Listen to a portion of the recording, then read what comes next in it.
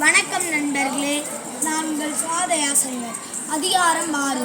வாழ்க்கை துணை நலம் என்பது வாழ்தலை எல்லாவற்றிலும் சிறந்தது. அதற்கு துணையாக வரும் எதிர்பாலினம் சிறப்பாக அமைந்துவிட்டால் பலம் பல கிடைத்துவிடும்.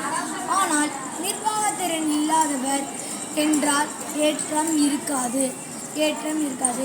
வேண்டிய பொழுது வரும் மலையை போன்றவள் மனைவி. மேலும் தன்னையும் காத்து தனி சான்றவரையும் காப்பவளும் அவளே.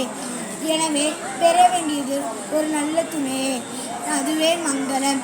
இப்பொழுது குறள் போகலாமா? குறள் எண் 51. மனதக்க மாண்புடையால் ஆகி தற்கொண்டான் வலதக்கால் வாழ்க்கை துணையே. குறள் எண் 52.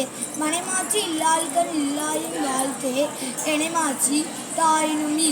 குறள் எண் 53. இல்லதை நில்லவள் மாண்பானால் உள்ளதை நில்லவள் மானக்கட்டு. குறள் எண் 54.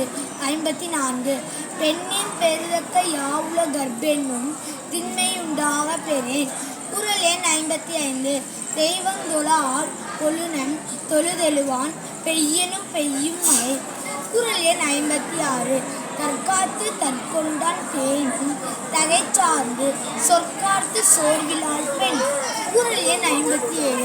சிறை காக்கும் காப்பு எவன் செய்யும் மகளிர் நிறை காக்கும் காப்பே தலை. குறள் எண் 58. பெற்றார் பெரின் பெறுவர் பெண்டிர் பெருஞ்சிறப்பு புத்தேளிர் வாழும் உலகு. குறள் எண் 59. புகழ் புரிந்த இல்லிலோர்க்கு இல்லை இகழ்வார்க்கும் ஏர்போல் பீடு நடை.